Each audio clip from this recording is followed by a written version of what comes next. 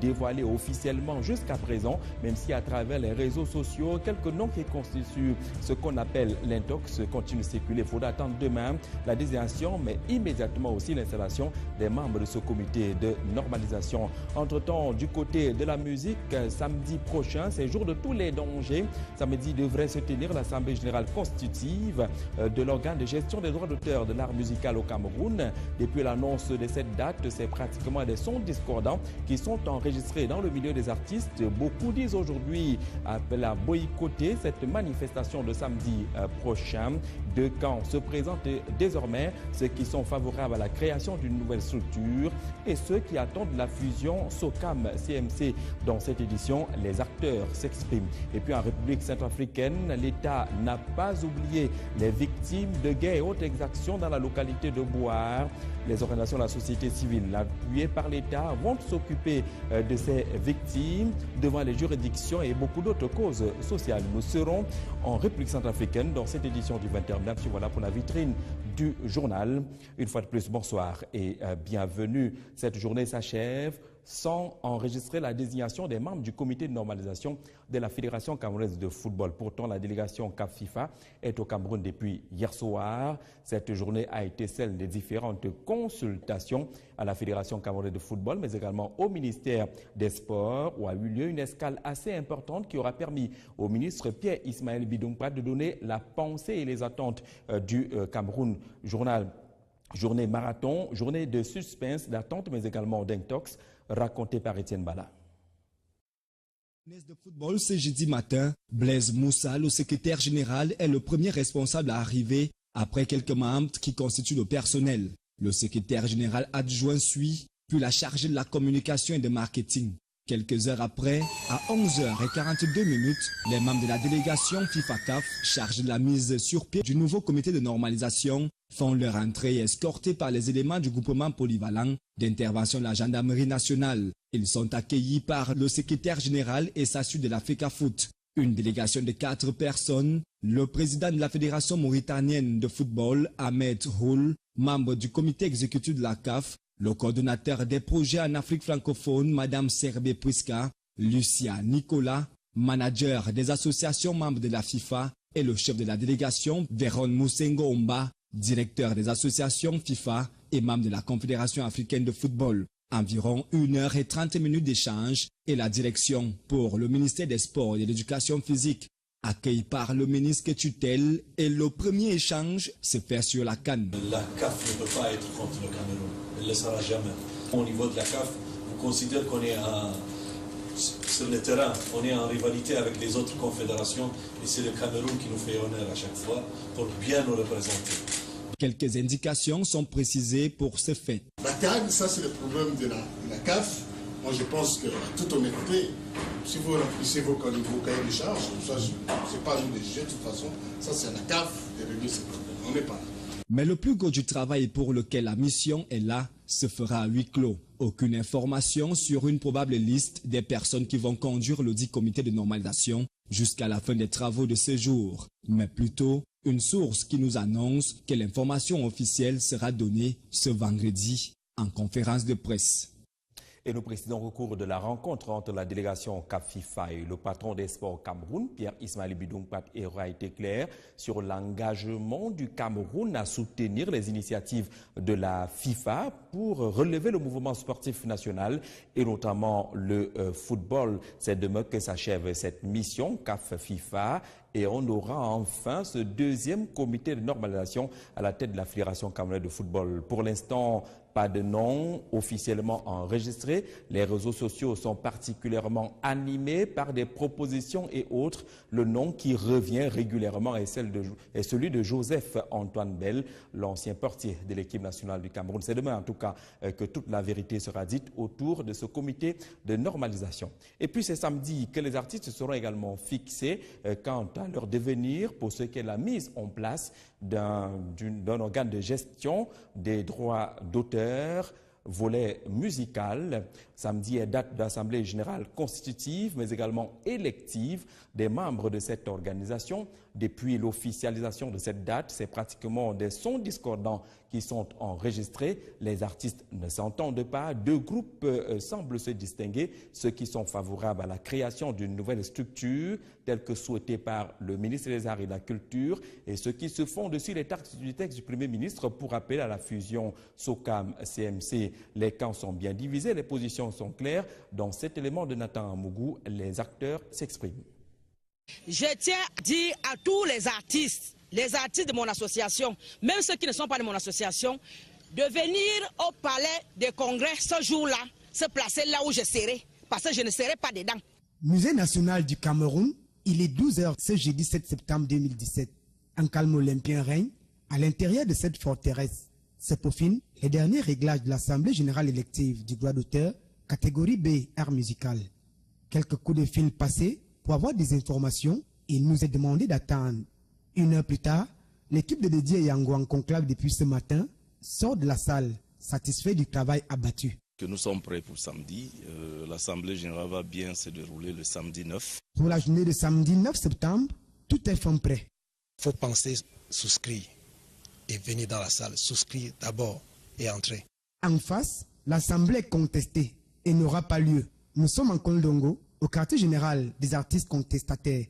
Je suis commandeur de l'ordre du mérite camerounais. J'ai dit cette assemblée de samedi qu'aucun artiste de la région du centre ne mette pied. Celui qui va mettre pied là-bas, il verra la colère de nos aïeux. Le ministère est un peu bancal. Il n'arrive pas à gérer les choses comme cela se devrait. Le comité d'organisation de cette assemblée exhorte la fraction dissidente à rallier le camp, la nouvelle société tant qu'il est temps. Les souscriptions doivent s'arrêter à partir de demain. Donc au plus tard, 18 h demain, il faudrait que ceux qui veulent souscrire, qu'ils viennent. La bande au patriarche Ange Bogo, Amapiero, Charlie Nélé, Messie Ambroise, Aïdjo Mamadou et bien d'autres disent être déterminés dans leur combat. L'artiste qui va aller vendre lui-même au palais des congrès, d'ailleurs, ça n'aura pas lieu, parce qu'il y aura mort d'homme là-bas. Droit d'auteur de l'art musical au Cameroun, l'aventure continue. Sont bien graves autour de cette situation du droit d'auteur au Cameroun. Plusieurs années déjà et pas de changement véritable. Nos équipes vont rester attentives. Une série vous est d'ailleurs proposée jusqu'à samedi prochain, jour annoncé pour cette Assemblée générale. Un peu plus calme maintenant, l'heure de réfléchir, penser mathématiques. Pour beaucoup d'élèves actuels ou anciens au Cameroun, les mathématiques restaient une véritable bête noire, difficile pendant les examens. Comment démystifier les mathématiques? C'est l'objet d'une rencontre qui se tient à Yaoundé et qui s'achève demain, qui rassemble les enseignants, notamment des écoles normales supérieures au Cameroun. Question de leur donner des techniques et des méthodologies afin de démystifier justement les mathématiques. Norbert Ebodi. Les mathématiques n'ont jamais provoqué les insomnies chez Sorel Megam. À 14 ans sonné, cet élève en classe de première C au lycée de Tinga à Yaoundé éprouve un amour fou pour cette discipline au cœur des sciences dont elle a la parfaite maîtrise des formules. Il y a les formules qu'on nous a apprises. Moi, j'utilisais la formule par le discriminant parce que c'est la formule qui est la plus rapide. Étant en première, on joue sur le temps. Son enseignant, tout aussi au fait de sa discipline, sait sur quel levier actionner pour motiver ses apprenants. En tant qu'enseignant, nous nous comportons un peu comme des facilitateurs. C'est l'élève en principe qui est son propre enseignant. C'est l'élève en principe qui fabrique qui construit son cheminement et nous sommes juste derrière pour l'accompagner. Une chance que n'ont pas certains élèves. Les mauvaises pratiques des classes, la démotivation pour cette bête noire ayant gagné les esprits. Les causes du mal étant identifiées, l'Institut africain des sciences mathématiques saisit la balle au bon à travers ces séminaires de formation des formateurs. L'objectif ici est d'améliorer la qualité de l'enseignement des mathématiques dans les différents établissements du Cameroun tout entier. Les mathématiques constituent l'ossature de la science et de la technologie. On a besoin des maths partout. Si on nous retire les maths, votre microphone tombe, votre caméra tombe, le iPhone tombe. Donc les mathématiques s'invitent naturellement dans tous les domaines de la vie et c'est la raison pour laquelle si on veut se développer, on doit maîtriser la science et la technologie. Et si on veut maîtriser la science et la technologie, on doit maîtriser les mathématiques. Donc le programme de formation des enseignants du secondaire a commencé depuis janvier 2016 par la production des manuels de formation et la formation des formateurs à l'utilisation de ce manuel. Actuellement, nous passons à la deuxième phase qui est la phase numérique. Les travaux de Yaoundé qui regroupent les enseignants de mathématiques des écoles normales supérieures, des inspecteurs nationaux régionaux, visent à former 89 formateurs à la maîtrise des plateformes pour une communauté des pratiques. Autant d'efforts qui déboucheront à coup sûr sur la démystification des mathématiques. Restons dans le cadre des activités de la jeunesse, cette fois-ci pour évoquer les questions d'emploi. Le sujet est évoqué depuis hier lors d'une rencontre tenue ici à Yaoundé autour de l'Agence civique nationale de participation au développement. Experts français et autres formateurs de volontaires y étaient mobilisés. Il était question pendant ces travaux portant sur l'évaluation des activités de volontariat de mission de la dite structure. L'objectif est d'offrir des emplois stables aux jeunes volontaires formés en vue de contribuer au développement du Cameroun. Ils sont nombreux, ces jeunes volontaires, à suivre ces différentes formations. La question naturellement de l'emploi était à nouveau évoquée. Gaël Jakam. La cinquantaine de jeunes mobilisés au départ pour l'envoi en mission des volontaires, comptant pour la phase expérimentale de 2016, seuls 20 ont été sélectionnés, soit 10 garçons et 10 filles, sur la base des besoins clairement exprimés par les structures d'accueil. Il est question avec nos partenaires qui viennent du service civique français, de la Ligue de l'enseignement et de France volontaire, qui nous accompagne dans ce processus d'évaluer la phase expérimentale qui a commencé depuis 2016. Donc nous avons commencé avec une formation des formateurs, des tuteurs. C'est donc ce tutorat qui est évalué aujourd'hui. Cette nouvelle forme de volontariat qui entre désormais en vigueur vise principalement à offrir aux jeunes détenteurs de compétences variées, mais surtout en quête d'emploi, un cadre d'expression pour la maturation de leurs projets d'avenir. Notre devoir était de vulgariser l'image de cette structure afin de permettre aux jeunes qui sont encore dans la loisivité d'intégrer la structure et vaincre ce qui est du chômage et aussi d'autres activités loisives en se mêlant dans des activités extrascolaires. Au total, 17 structures d'accueil identifiées sur l'ensemble du triangle national, dont les domaines d'intervention touchent entre autres la médecine, l'encadrement des jeunes, le transport, l'hôtellerie, la coopérative et finances, l'agriculture, la communication et l'informatique. Opportunité est donnée à ces jeunes volontaires de mission désormais aguerris de lutter efficacement contre le chômage et la pauvreté, œuvrant ainsi pour le développement du Cameroun. Vente de bidons et autres au Cameroun, danger de mort, titrait un journal ce matin. C'est l'essentiel du Cameroun qui a ouvert ce dossier sur ces commerces qui se multiplient dans les différentes villes du Cameroun.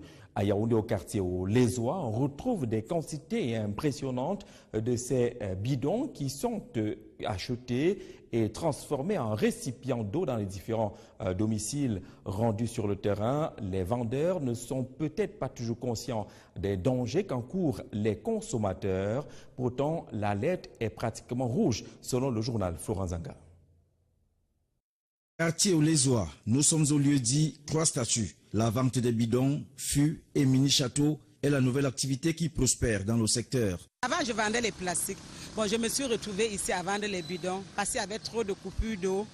Et pendant ce temps, les gens cherchaient les bidons pour puiser de l'eau. Le métier nourrit son homme. Les vendeurs se multiplient par jour. Les produits proviennent des pays voisins et des sociétés nationales. Il y a les grandes réserves d'eau viennent du Nigeria, il y a d'autres qui viennent de l'Italie. Et les petits bidons, il y a brasserie, il y a Sofavon qui livre. Et Ferment Kamadouala. Les récipients contenaient en majorité des produits nocifs tels qu'indiqués en surface. Les vendeurs, rien qu'à l'aide d'eau, de savon et de détergents, sont très souvent convaincus d'en avoir débarrassé. Et la clientèle, peu prudente, ne joue que de son odorat pour distinguer le bon du mauvais. On n'achète pas.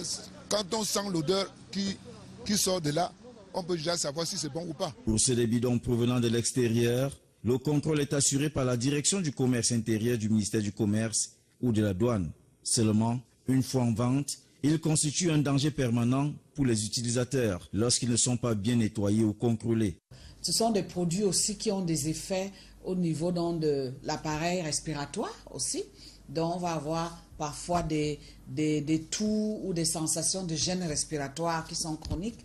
D'où la nécessité d'interpeller les ministères du Commerce et de la Santé pour un meilleur encadrement de ce domaine d'activité qui cache parfois des mots insoupçonnés. Il est vraiment important qu'on appelle nos populations à faire très attention, surtout lorsqu'il s'agit de mettre de l'eau potable ou encore, et de plus en plus, lorsqu'il s'agit de mettre les huiles de cuisine. Toutefois, ces vases, pour certains, sont importés ou livrés à l'état neuf.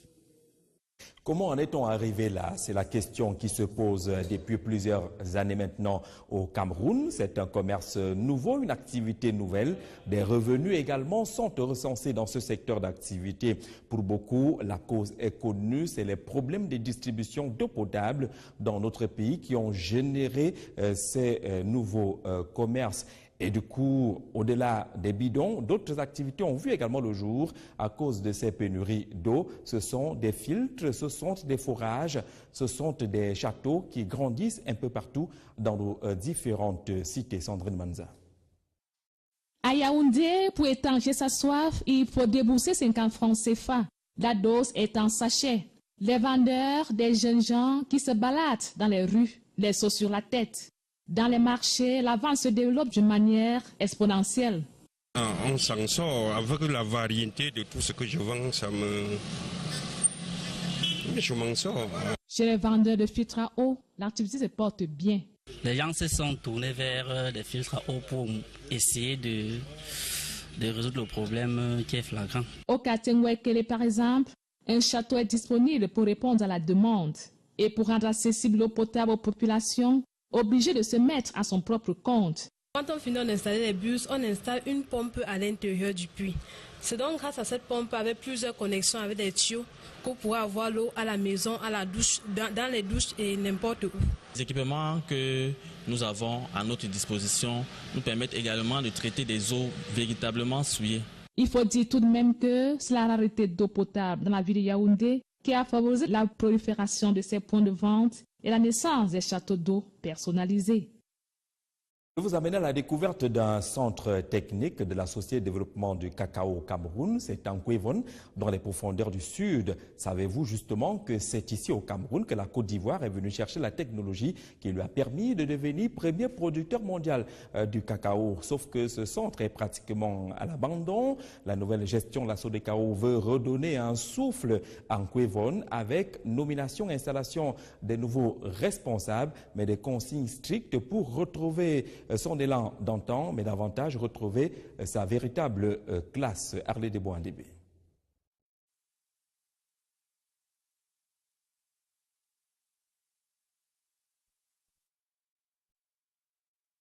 Vacances utiles à Yaoundé 2e. L'événement se présente comme l'un des meilleurs en matière d'encadrement des jeunes pendant les vacances parce que s'appuyant sur le partage, la responsabilité et l'esprit d'équipe, des valeurs représentatives de notre société. Les jeunes se réunissent, ils apprennent d'autres choses, ils se forment des amis et ils apprennent aussi à vivre ensemble. La raison, comme vous le constatez, c'est d'apporter du bonheur aux enfants, d'encadrer les enfants. Et aujourd'hui, nous sommes beaucoup plus contents quand nous voyons la joie des parents. L'édition 2017, la 6e. Certainement sur ces belles images présentant l'édition 2017 de vacances utiles soutenues par l'honorable Paul-Éric Djongwe. Le temps d'aller à la découverte, on l'espère, de ce centre technique d'agriculture pour la SODECAO dans la région du Sud qui a permis justement à la Côte d'Ivoire, on le disait tantôt, de devenir premier producteur mondial du cacao. De nouveaux personnels ont été nommés et installés avec des consignes, celles de redonner vie à ce centre. Arlé Deboandébé nous en parle. Dans un contexte marqué par la multiplication des plantations de cacao au Cameroun, la SODECAO est face à un défi, celui de la production de la semence afin de garantir la qualité. De ce fait, la réhabilitation du centre spécialisé SODECAO de Kwevon en agonie depuis des décennies apparaît comme une nécessité. Une réhabilitation qui se fait avec de nouveaux hommes, Jean-Philippe Zambokolo comme chef de centre, Emmanuel Junior Isola son adjoint. Les voici installés par le directeur général de la SODECAO. Jérôme Vondo est allé là-bas au sud. La recommandation forte, c'est qu'il faut redorer le blason de ce centre qui a eu une production de cabosses hybrides allant jusqu'à 1 400 000 cabosses. Aujourd'hui, on est tombé, on a commencé à remonter la pente.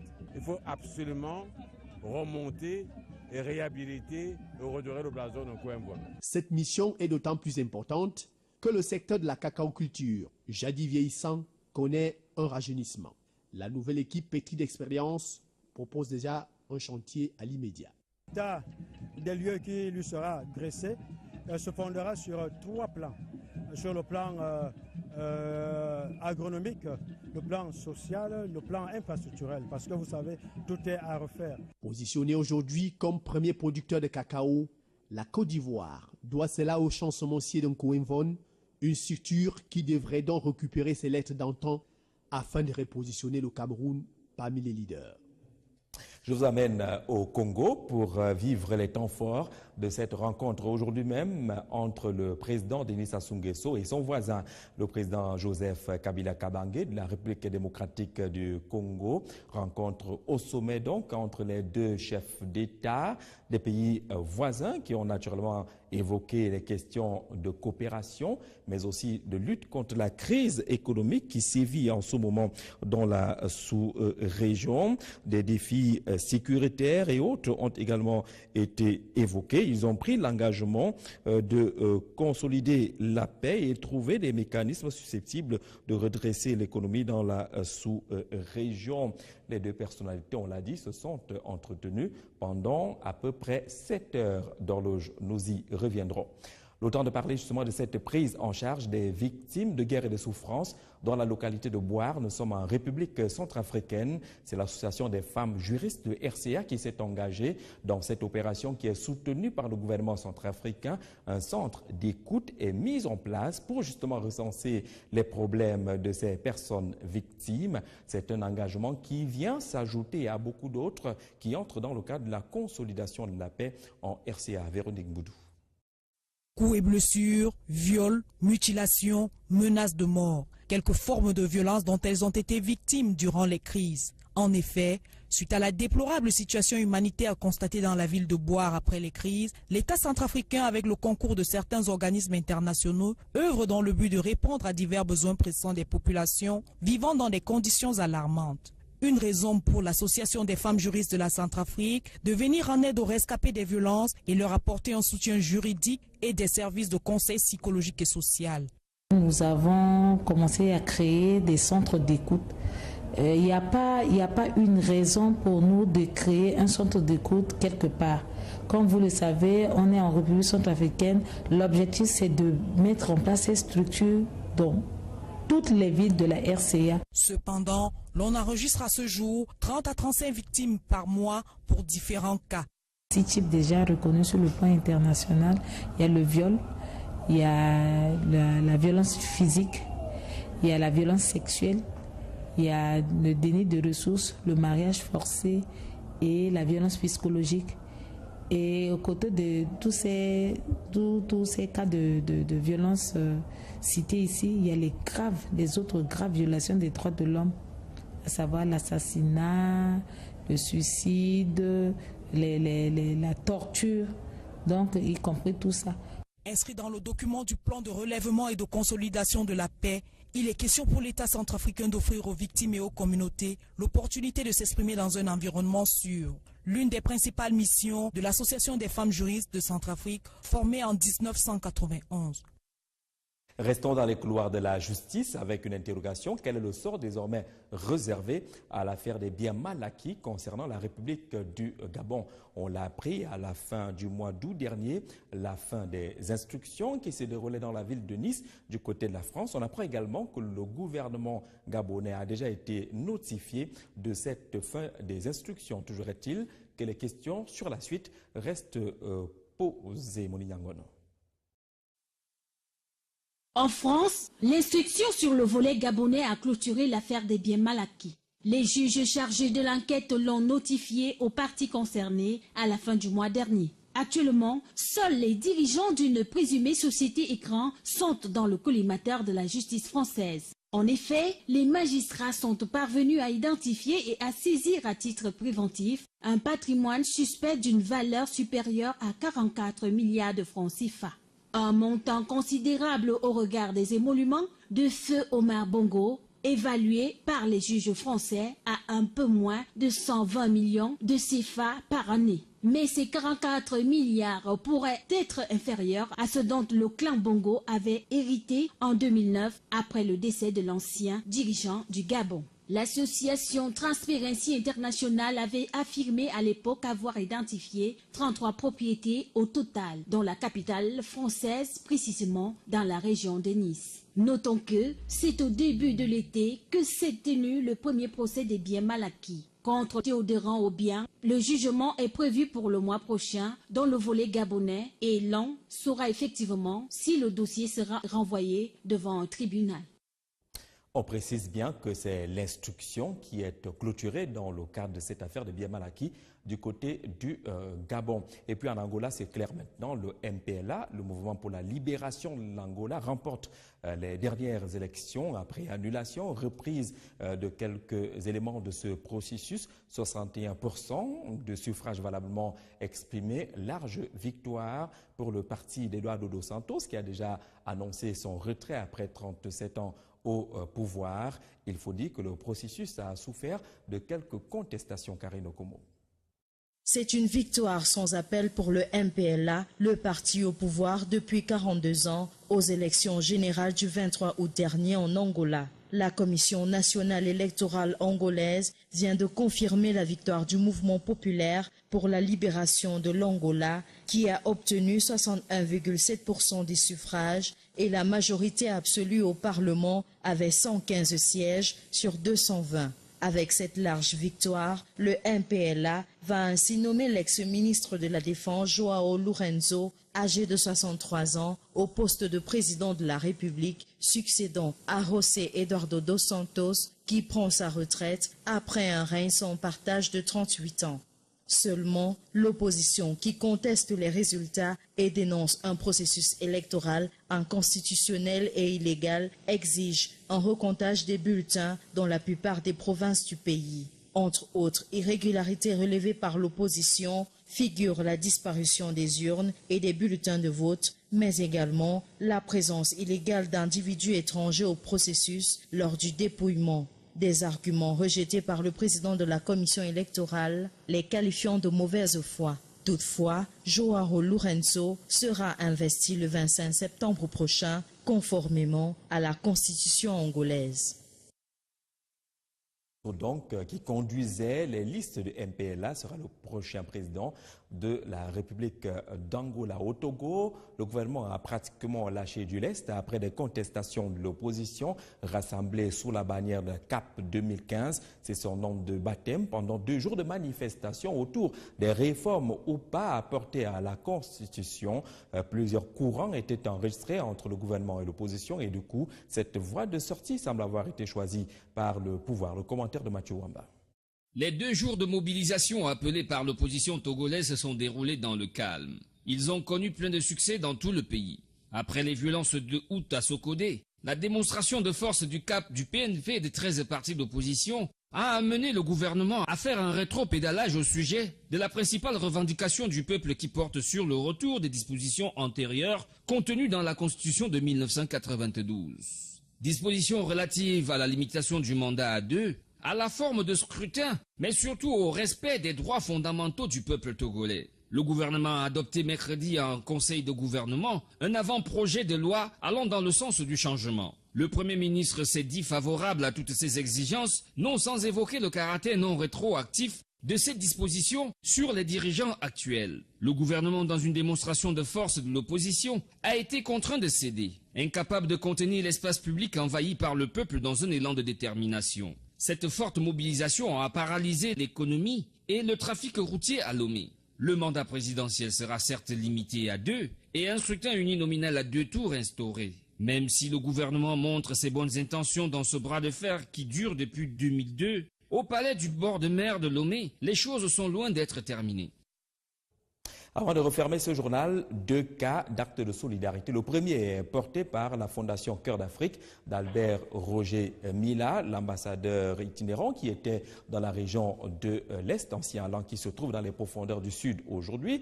À l'Est, dans la localité de Ngele-Menduka, il a procédé à une remise de dons au district de santé de Ngele-Menduka en partenariat avec ses collaborateurs turcs. C'était la clôture du championnat dénommé Championnat de l'Unité 2017. Reportage.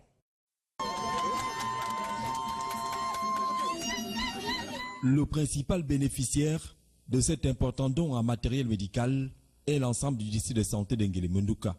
Un don de la Fondation Cœur d'Afrique, de son Excellence Albert Roger Mila, réceptionné ici au stade du lycée de la ville par les autorités administratives et municipales. La Fondation Cœur d'Afrique et ses partenaires turcs continuent ainsi une série de remises de ces équipements modernes à plusieurs localités du territoire camerounais. Ngele-Menduka ont bénéficié ainsi à l'occasion de la clôture du championnat de l'unité qui aura reçu la légende du football mondial à l'ouverture et à la clôture de cette belle fête du football et du vivre ensemble. Nous sommes là à notre cinquième ville. Cinquième ville où on va faire les dons. Nous sommes à Galim, on a fait à Yaoundé. On va peut-être aller la semaine prochaine à Douala. Nous sommes très contents de travailler avec cette association turque qui apporte beaucoup plus. Le football, facteur de solidarité et d'unité, peut-on retenir de cette initiative née de la volonté d'un jeune promoteur aujourd'hui comblé.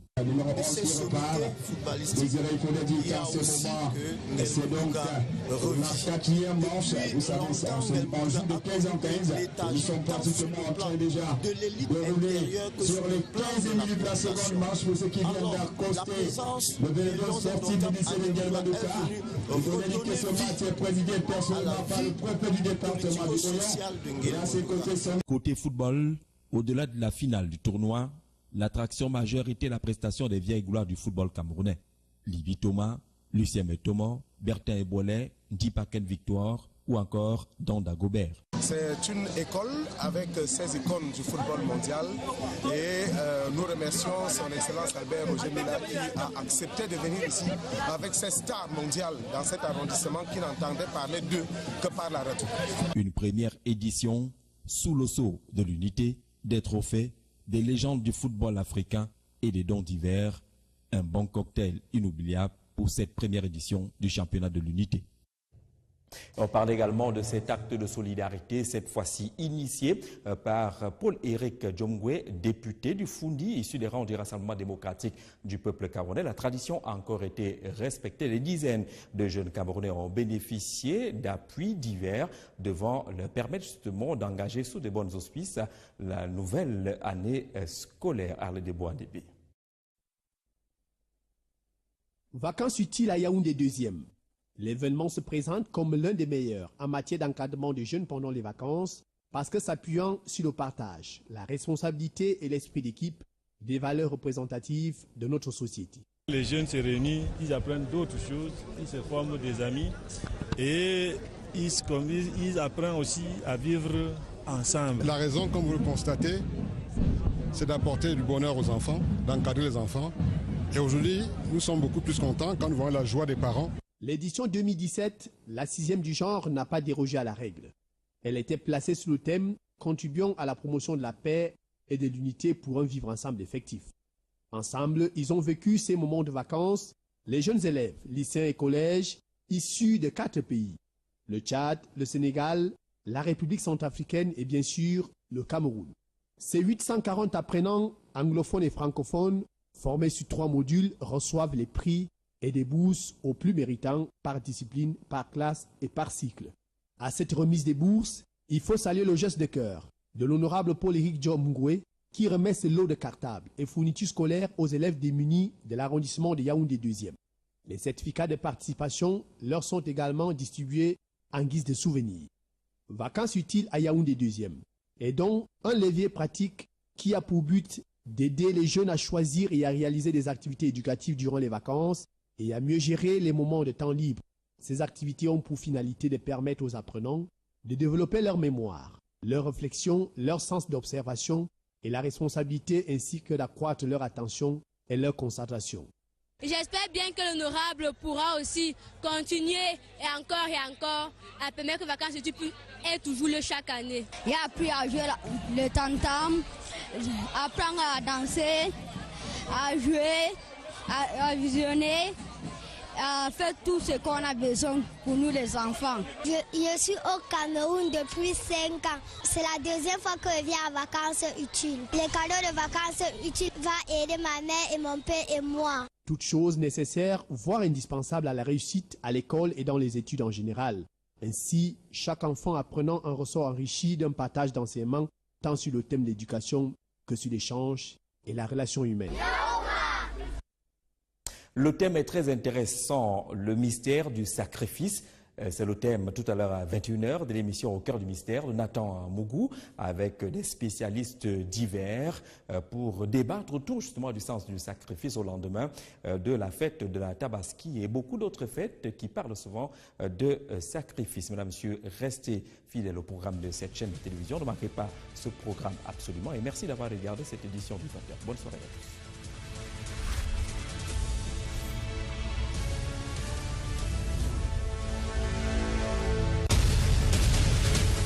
D'une nouvelle structure telle que souhaitée par le ministre des Arts et de la Culture et ceux qui se font dessus les textes du Premier ministre pour appeler à la fusion SOCAM-CMC. Les camps sont bien divisés, les positions sont claires. Dans cet élément de Nathan Mougou, les acteurs s'expriment. Je tiens à dire à tous les artistes de mon association, même ceux qui ne sont pas de mon association, de venir au palais des congrès ce jour-là, se placer là où je serai, parce que je ne serai pas dedans. Musée national du Cameroun, il est 12h ce jeudi 7 septembre 2017. Un calme olympien règne à l'intérieur de cette forteresse. Se peaufinent les derniers réglages de l'Assemblée générale élective du droit d'auteur, catégorie B, art musical. Quelques coups de fil passés pour avoir des informations, il nous est demandé d'attendre. 1 heure plus tard, l'équipe de Didier Yango en conclave depuis ce matin sort de la salle, satisfait du travail abattu. Que nous sommes prêts pour samedi. L'Assemblée générale va bien se dérouler le samedi 9. Pour la journée de samedi 9 septembre, tout est fin prêt. Il faut penser, souscrire et venir dans la salle. Souscrire d'abord et entrer. En face, l'Assemblée est contestée et n'aura pas lieu. Nous sommes en Kondongo, au quartier général des artistes contestataires. Je suis commandeur de l'ordre du mérite camerounais. J'ai dit cette assemblée de samedi, qu'aucun artiste de la région du centre ne mette pied. Celui qui va mettre pied là-bas, il verra la colère de nos aïeux. Le ministère est un peu bancal. Il n'arrive pas à gérer les choses comme cela se devrait. Le comité d'organisation de cette assemblée exhorte la fraction dissidente à rallier le camp, la nouvelle société tant qu'il est temps. Les souscriptions doivent s'arrêter à partir de demain. Donc au plus tard, 18h demain, il faudrait que ceux qui veulent souscrire, qu'ils viennent. La bande au patriarche Ange Bogo, Amapiero, Charlie Nélé, Messie Ambroise, Aïdjo Mamadou et bien d'autres disent être déterminés dans leur combat. L'artiste qui va aller vendre lui-même au palais des congrès, d'ailleurs, ça n'aura pas lieu, parce qu'il y aura mort d'homme là-bas. Droit d'auteur de l'art musical au Cameroun, l'aventure continue. Sont bien graves autour de cette situation du droit d'auteur au Cameroun, plusieurs années déjà et pas de changement véritable. Nos équipes vont rester attentives. Une série vous est d'ailleurs proposée jusqu'à samedi prochain, jour annoncé pour cette Assemblée générale. Un peu plus calme maintenant, l'heure de réfléchir, penser mathématiques. Pour beaucoup d'élèves actuels ou anciens au Cameroun, les mathématiques restaient une véritable bête noire, difficile pendant les examens. Comment démystifier les mathématiques? C'est l'objet d'une rencontre qui se tient à Yaoundé et qui s'achève demain, qui rassemble les enseignants, notamment des écoles normales supérieures au Cameroun. Question de leur donner des techniques et des méthodologies afin de démystifier justement les mathématiques. Norbert Ebodé. Les mathématiques n'ont jamais provoqué les insomnies chez Sorel Megam. À 14 ans sonné, cet élève en classe de première C au lycée de Tinga Yaoundé éprouve un amour fou pour cette discipline au cœur des sciences dont elle a la parfaite maîtrise des formules. Il y a les formules qu'on nous a appris. Moi, j'ai utilisé la formule par le discriminant parce que c'est la formule qui est la plus rapide. Étant en première C, on joue aussi sur le temps. Son enseignant, tout aussi au fait de sa discipline, sait sur quel levier actionner pour motiver ses apprenants. En tant qu'enseignant, nous nous comportons un peu comme des facilitateurs. C'est l'élève en principe qui est son propre enseignant, c'est l'élève en principe qui fabrique qui construit son cheminement et nous sommes juste derrière pour l'accompagner. Une chance que n'ont pas certains élèves. Les mauvaises pratiques des classes, la démotivation pour cette bête noire ayant gagné les esprits. Les causes du mal étant identifiées, l'Institut africain des sciences mathématiques saisit la balle au bon à travers ces séminaires de formation des formateurs. L'objectif ici est d'améliorer la qualité de l'enseignement des mathématiques dans les différents établissements du Cameroun tout entier. Les mathématiques constituent l'ossature de la science et de la technologie. On a besoin des maths partout. Si on nous retire les maths, votre microphone tombe, votre caméra tombe, le iPhone tombe. Donc les mathématiques s'invitent naturellement dans tous les domaines de la vie et c'est la raison pour laquelle si on veut se développer, on doit maîtriser la science et la technologie. Et si on veut maîtriser la science et la technologie, on doit maîtriser les mathématiques. Donc le programme de formation des enseignants du secondaire a commencé depuis janvier 2016 par la production des manuels de formation et la formation des formateurs à l'utilisation de ce manuel. Actuellement, nous passons à la deuxième phase qui est la phase. Monter et réhabiliter et redorer le blason de Coimbo. Cette mission est d'autant plus importante que le secteur de la cacaoculture, jadis vieillissant, connaît un rajeunissement. La nouvelle équipe pétrie d'expérience propose déjà un chantier à l'immédiat. L'état des lieux qui lui sera dressé se fondera sur 3 plans. Sur le plan agronomique, le plan social, le plan infrastructurel, parce que vous savez, tout est à refaire. Positionnée aujourd'hui comme premier producteur de cacao, la Côte d'Ivoire doit cela au champ semencier d'un Coimvon, une structure qui devrait donc récupérer ses lettres d'antan afin de repositionner le Cameroun parmi les leaders. Je vous amène au Congo pour vivre les temps forts de cette rencontre aujourd'hui même entre le président Denis Sassou Nguesso et son voisin, le président Joseph Kabila Kabange de la République démocratique du Congo. Rencontre au sommet donc entre les deux chefs d'État des pays voisins qui ont naturellement évoqué les questions de coopération, mais aussi de lutte contre la crise économique qui sévit en ce moment dans la sous-région.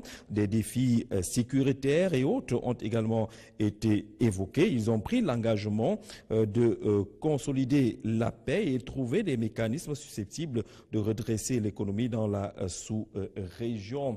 Les deux personnalités, on l'a dit, se sont entretenues pendant à peu près 7 heures d'horloge. Nous y reviendrons. Le temps de parler justement de cette prise en charge des victimes de guerre et de souffrance dans la localité de Boire. Nous sommes en République centrafricaine. C'est l'association des femmes juristes de RCA qui s'est engagée dans cette opération qui est soutenue par le gouvernement centrafricain. Un centre d'écoute est mis en place pour justement recenser les problèmes de ces personnes victimes. C'est un engagement qui vient s'ajouter à beaucoup d'autres qui entrent dans le cadre de la consolidation de la paix en RCA. Véronique Boudou.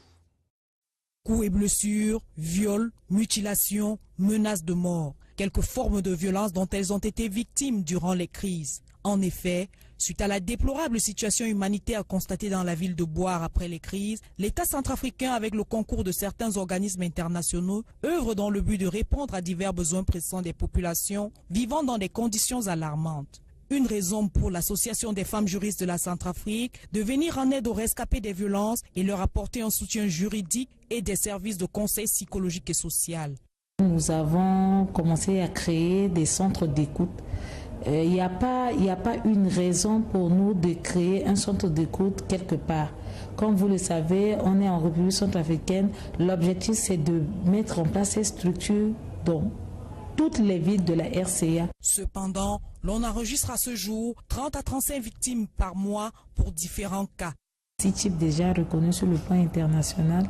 Il y a le viol, il y a la violence physique, il y a la violence sexuelle, il y a le déni de ressources, le mariage forcé et la violence psychologique. Et aux côtés de tous ces cas de violence cités ici, il y a les autres graves violations des droits de l'homme, à savoir l'assassinat, le suicide, la torture, donc y compris tout ça. Inscrit dans le document du plan de relèvement et de consolidation de la paix, il est question pour l'État centrafricain d'offrir aux victimes et aux communautés l'opportunité de s'exprimer dans un environnement sûr. L'une des principales missions de l'Association des femmes juristes de Centrafrique, formée en 1991. Restons dans les couloirs de la justice avec une interrogation. Quel est le sort désormais réservé à l'affaire des biens mal acquis concernant la République du Gabon? On l'a appris à la fin du mois d'août dernier, la fin des instructions qui s'est déroulée dans la ville de Nice du côté de la France. On apprend également que le gouvernement gabonais a déjà été notifié de cette fin des instructions. Toujours est-il que les questions sur la suite restent posées. Moniangono. En France, l'instruction sur le volet gabonais a clôturé l'affaire des biens mal acquis. Les juges chargés de l'enquête l'ont notifié aux parties concernées à la fin du mois dernier. Actuellement, seuls les dirigeants d'une présumée société écran sont dans le collimateur de la justice française. En effet, les magistrats sont parvenus à identifier et à saisir à titre préventif un patrimoine suspect d'une valeur supérieure à 44 milliards de francs CFA. Un montant considérable au regard des émoluments de feu Omar Bongo, évalué par les juges français à un peu moins de 120 millions de CFA par année. Mais ces 44 milliards dévoilés officiellement jusqu'à présent, même si à travers les réseaux sociaux, quelques noms qui constituent ce qu'on appelle l'intox continuent de circuler. Il faudra attendre demain la désignation, mais immédiatement aussi l'installation des membres de ce comité de normalisation. Entre-temps, du côté de la musique, samedi prochain, c'est jour de tous les dangers. Samedi devrait se tenir l'Assemblée générale constitutive de l'organe de gestion des droits d'auteur de l'art musical au Cameroun. Depuis l'annonce de cette date, c'est pratiquement des sons discordants qui sont enregistrés dans le milieu des artistes. Beaucoup disent aujourd'hui appeler à boycotter cette manifestation de samedi prochain. Deux camps se présentent désormais, ceux qui sont favorables à la création d'une nouvelle structure et ceux qui attendent la fusion SOCAM-CMC. Dans cette édition, les acteurs s'expriment. Et puis en République centrafricaine, l'État n'a pas oublié les victimes de guerre et autres exactions dans la localité de Boar. Les organisations de la société civile, appuyées par l'État, vont s'occuper de ces victimes devant les juridictions et beaucoup d'autres causes sociales. Nous serons en République centrafricaine dans cette édition du 21 mars. Voilà pour la vitrine du journal. Une fois de plus, bonsoir et bienvenue. Cette journée s'achève sans enregistrer la désignation des membres du comité de normalisation de la Fédération camerounaise de football. Pourtant, la délégation CAF FIFA est au Cameroun depuis hier soir. Cette journée a été celle des différentes consultations à la Fédération camerounaise de football, mais également au ministère des Sports, où a eu lieu une escale assez importante qui aura permis au ministre Pierre Ismaël Bidongpa de donner la pensée et les attentes du Cameroun. Journée marathon, journée de suspense, d'attente, mais également d'intox, raconté par Étienne Bala. De football, ce jeudi matin, Blaise Moussa, le secrétaire général, est le premier responsable à arriver après quelques membres qui constituent le personnel. Le secrétaire général adjoint suit, puis la chargée de la communication et de marketing. Quelques heures après, à 11h42, les membres de la délégation FIFA-CAF, chargés de la mise sur pied du nouveau comité de normalisation, font leur entrée escortés par les éléments du groupement polyvalent d'intervention de la gendarmerie nationale. Ils sont accueillis par le secrétaire général et s'assurent de la FECAFOOT. Une délégation de 4 personnes, le président de la Fédération mauritanienne de football, Ahmed Houl, membre du comité exécutif de la CAF, le coordonnateur des projets en Afrique francophone, Madame Serbé Priska, Lucia Nicolas, manager des associations membres de la FIFA, et le chef de la délégation, Véron Moussengo Omba, directeur des associations FIFA et membre de la Confédération africaine de football. Environ 1h30 d'échange et la direction pour le ministère des Sports et de l'Éducation physique. Accueilli par le ministre tutelle et le premier échange se fait sur la CAN. La CAF ne peut pas être contre le Cameroun, elle ne le sera jamais.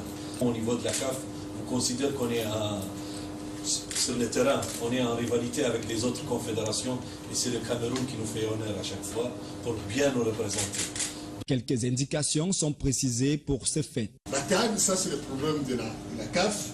Moi je pense que, toute honnêteté, si vous remplissez vos cahiers de charges, ça c'est pas à nous de juger de toute façon, ça c'est la CAF de régler ces problèmes, on n'est pas là. Mais le plus gros du travail pour lequel la mission est là se fera à huis clos. Aucune information sur une probable liste des personnes qui vont conduire le dit comité de normalisation jusqu'à la fin des travaux de ce jour, mais plutôt une source qui nous annonce que l'information officielle sera donnée ce vendredi en conférence de presse. Et nous précisons au cours de la rencontre entre la délégation CAF-FIFA et le patron des sports Cameroun, Pierre-Ismaël Bidong-Pat, aura été clair sur l'engagement du Cameroun à soutenir les initiatives de la FIFA pour relever le mouvement sportif national et notamment le football. C'est demain que s'achève cette mission CAF-FIFA. Et on aura enfin ce deuxième comité de normalisation à la tête de la Fédération camerounaise de football. Pour l'instant, pas de nom officiellement enregistré. Les réseaux sociaux sont particulièrement animés par des propositions et autres. Le nom qui revient régulièrement est celui de Joseph Antoine Bell, l'ancien portier de l'équipe nationale du Cameroun. C'est demain en tout cas que toute la vérité sera dite autour de ce comité de normalisation. Et puis c'est samedi que les artistes seront également fixés quant à leur devenir pour ce qui est la mise en place d'un organe de gestion des droits d'auteur, volet musical. Samedi est date d'assemblée générale constitutive, mais également élective des membres de cette organisation. Depuis l'officialisation de cette date, c'est pratiquement des sons discordants qui sont enregistrés. Les artistes ne s'entendent pas. Deux groupes semblent se distinguer, ceux qui sont favorables à la création numérique. Les travaux de Yaoundé qui regroupent les enseignants de mathématiques des écoles normales supérieures, des inspecteurs nationaux régionaux, visent à former 89 formateurs à la maîtrise des plateformes pour une communauté des pratiques. Autant d'efforts qui déboucheront à coup sûr sur la démystification des mathématiques. Restons dans le cadre des activités de la jeunesse, cette fois-ci pour évoquer les questions d'emploi. Le sujet est évoqué depuis hier lors d'une rencontre tenue ici à Yaoundé autour de l'Agence civique nationale de participation au développement. Experts français et autres formateurs de volontaires y étaient mobilisés. Il était question pendant ces travaux portant sur l'évaluation des activités de volontariat de mission de la dite structure. L'objectif est d'offrir des emplois stables aux jeunes volontaires formés en vue de contribuer au développement du Cameroun. Ils sont nombreux, ces jeunes volontaires, à suivre ces différentes formations. La question naturellement de l'emploi était à nouveau évoquée. Gaël Jakam. La cinquantaine de jeunes mobilisés au départ pour l'envoi en mission des volontaires, comptant pour la phase expérimentale de 2016, seuls 20 ont été sélectionnés, soit 10 garçons et 10 filles, sur la base des besoins clairement exprimés par les structures d'accueil. Il est question avec nos partenaires qui viennent du service civique français, de la Ligue de l'enseignement et de France volontaire, qui nous accompagne dans ce processus d'évaluer la phase expérimentale qui a commencé depuis 2016. Donc nous avons commencé avec une formation des formateurs, des tuteurs. C'est donc ce tutorat qui est évalué aujourd'hui. Cette nouvelle forme de volontariat qui entre désormais en vigueur vise principalement à offrir aux jeunes détenteurs de compétences variées, mais surtout en quête d'emploi, un cadre d'expression pour la maturation de leurs projets d'avenir. Notre devoir était de vulgariser l'image de cette structure afin de permettre aux jeunes qui sont encore dans la loisivité d'intégrer la structure et vaincre ce qui est du chômage et aussi d'autres activités loisives en se mêlant dans des activités extrascolaires. Au total, 17 structures d'accueil identifiées sur l'ensemble du triangle national, dont les domaines d'intervention touchent entre autres la médecine, l'encadrement des jeunes, le transport, l'hôtellerie, la coopérative et finances, l'agriculture, la communication et l'informatique. Opportunité est donnée à ces jeunes volontaires de mission désormais aguerris de lutter efficacement contre le chômage et la pauvreté, œuvrant ainsi pour le développement du Cameroun. Vente de bidons et autres au Cameroun, danger de mort, titrait un journal ce matin. C'est l'essentiel du Cameroun qui a ouvert ce dossier sur ces commerces qui se multiplient dans les différentes villes du Cameroun. À Yaoundé, au quartier au Lézois, on retrouve des quantités impressionnantes de ces bidons qui sont achetés et transformés en récipients d'eau dans les différents domiciles rendus sur le terrain. Les vendeurs ne sont peut-être pas toujours conscients des dangers qu'encourent les consommateurs. Pourtant, l'alerte est pratiquement rouge, selon le journal Florent Zanga. Quartier Olézois, nous sommes au lieu dit 3 statuts. La vente des bidons, fûts et mini-châteaux est la nouvelle activité qui prospère dans le secteur. Avant, je vendais les plastiques. Bon, je me suis retrouvée ici à vendre les bidons parce qu'il y avait trop de coupures d'eau. Et pendant ce temps, les gens cherchaient les bidons pour puiser de l'eau. Le métier nourrit son homme, les vendeurs se multiplient par jour, les produits proviennent des pays voisins et des sociétés nationales. Il y a les grandes réserves d'eau viennent du Nigeria, il y a d'autres qui viennent de l'Italie. Et les petits bidons, il y a brasserie, il y a Sofavon qui livre. Et Ferment Kamadouala. Les récipients contenaient en majorité des produits nocifs tels qu'indiqués en surface. Les vendeurs, rien qu'à l'aide d'eau, de savon et de détergents, sont très souvent convaincus d'en avoir débarrassé. Et la clientèle, peu prudente, ne joue que de son odorat pour distinguer le bon du mauvais. On n'achète pas, quand on sent l'odeur qui sort de là, on peut déjà savoir si c'est bon ou pas. Pour ces bidons provenant de l'extérieur, le contrôle est assuré par la direction du commerce intérieur du ministère du Commerce ou de la douane. Seulement, une fois en vente, ils constituent un danger permanent pour les utilisateurs lorsqu'ils ne sont pas bien nettoyés ou contrôlés. Ce sont des produits aussi qui ont des effets au niveau de l'appareil respiratoire aussi. Donc on va avoir parfois des toux ou des sensations de gêne respiratoire qui sont chroniques. D'où la nécessité d'interpeller les ministères du Commerce et de la Santé pour un meilleur encadrement de ce domaine d'activité qui cache parfois des mots insoupçonnés. Il est vraiment important qu'on appelle nos populations à faire très attention, surtout lorsqu'il s'agit de mettre de l'eau potable ou encore, et de plus en plus, lorsqu'il s'agit de mettre les huiles de cuisine. Toutefois, ces vases, pour certains, sont importés ou livrés à l'état neuf. Comment en est-on arrivé là? C'est la question qui se pose depuis plusieurs années maintenant au Cameroun. C'est un commerce nouveau, une activité nouvelle. Des revenus également sont recensés dans ce secteur d'activité. Pour beaucoup, la cause est connue, c'est les problèmes de distribution d'eau potable dans notre pays qui ont généré ces nouveaux commerces. Et du coup, au-delà des bidons, d'autres activités ont vu également le jour à cause de ces pénuries d'eau. Ce sont des filtres, ce sont des forages, ce sont des châteaux qui grandissent un peu partout dans nos différentes cités. Sandrine Manza. À Yaoundé, pour étancher sa soif, il faut débourser 50 francs CFA. La dose est en sachet. Les vendeurs, des jeunes gens qui se baladent dans les rues, les seaux sur la tête. Dans les marchés, la vente se développe d'une manière exponentielle. On s'en sort avec la variété de tout ce que je vends, je m'en sors. Chez les vendeurs de filtres à eau, l'activité se porte bien.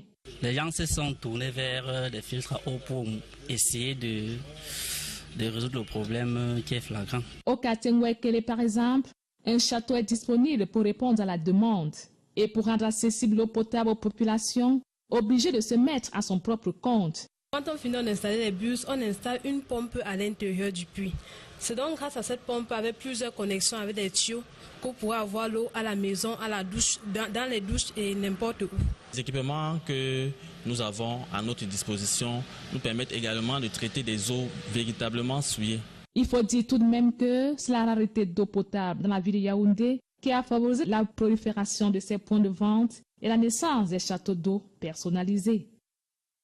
Je vous amène à la découverte d'un centre technique de la Société de développement du cacao au Cameroun. C'est en Kwevon, dans les profondeurs du sud. Savez-vous justement que c'est ici au Cameroun que la Côte d'Ivoire est venue chercher la technologie qui lui a permis de devenir premier producteur mondial du cacao. Sauf que ce centre est pratiquement à l'abandon. La nouvelle gestion de la SODECAO veut redonner un souffle en Kwevon avec nomination et installation des nouveaux responsables, mais des consignes strictes pour retrouver son élan d'antan, mais davantage retrouver sa véritable classe. Arlé de Boandébé.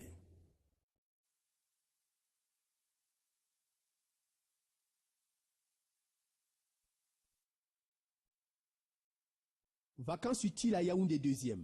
L'événement se présente comme l'un des meilleurs en matière d'encadrement des jeunes pendant les vacances parce que s'appuyant sur le partage, la responsabilité et l'esprit d'équipe, des valeurs représentatives de notre société. Les jeunes se réunissent, ils apprennent d'autres choses, ils se forment des amis et ils apprennent aussi à vivre ensemble. La raison, comme vous le constatez, c'est d'apporter du bonheur aux enfants, d'encadrer les enfants. Et aujourd'hui, nous sommes beaucoup plus contents quand nous voyons la joie des parents. L'édition 2017, la 6e... Certainement sur ces belles images présentant l'édition 2017 de vacances utiles soutenues par l'honorable Paul-Éric Djongwe. Le temps d'aller à la découverte, on l'espère, de ce centre technique d'agriculture pour la SODECAO dans la région du Sud qui a permis justement à la Côte d'Ivoire, on le disait tantôt, de devenir premier producteur mondial du cacao. De nouveaux personnels ont été nommés et installés avec des consignes, celle de redonner vie à ce centre. Arlé Desbois-Ndébé nous en parle. Dans un contexte marqué par la multiplication des plantations de cacao au Cameroun, la SODECAO est face à un défi, celui de la production de la semence afin de garantir la qualité. De ce fait, la réhabilitation du centre spécialisé SODECAO d'Onkoinvod en agonie depuis des décennies apparaît comme une nécessité. Une réhabilitation qui se fait avec de nouveaux hommes, Jean-Philippe Zambokolo comme chef de centre, Emmanuel Junior Isola son adjoint. Les voici installés par le directeur général de la SODECAO. Jérôme Vondo est allé là-bas au sud.